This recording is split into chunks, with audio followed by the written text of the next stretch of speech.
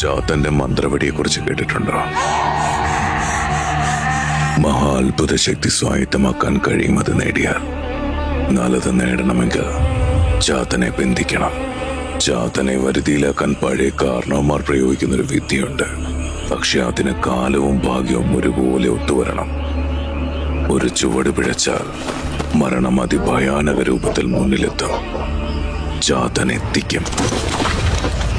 ഭൂമിയുടെ പ്രതലത്തിൽ നിന്നും പൗർണമി ചന്ദ്രന്റെ പ്രഭാരം ഒഴിയുന്ന നേരം കണ്ണിൽ കറുപ്പ് കലർത്തി പലരും കാത്തിരിക്കും ചാത്തന് വേണ്ടി.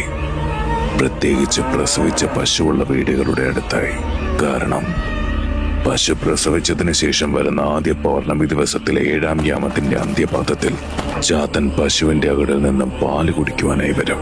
പൗർണമി പ്രഭയിൽ ശരീരത്തിന്റെ ചൂട് മണ്ണിലേക്ക് പകർന്നു കൊണ്ടുവരുന്ന രൂപത്തെ ദൂരെ നിന്നും കണ്ടാൽ കാത്തിരുന്നവർ മെല്ലെ കാടിന്റെ മറവത്തേക്ക് മാറും.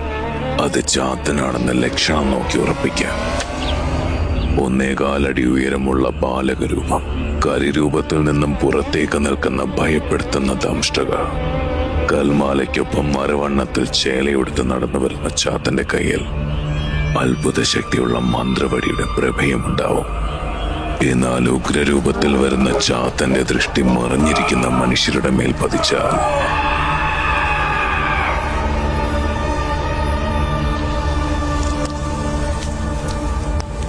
ചാത്തന്റെ ഈ കഥയ്ക്ക് ഒരു 2ാം ഭാഗം അനിവാര്യമാണ്. ഒപ്പം കനവുകഥയ്ക്കായുള്ള നിങ്ങളുടെ കാത്തിരിപ്പം.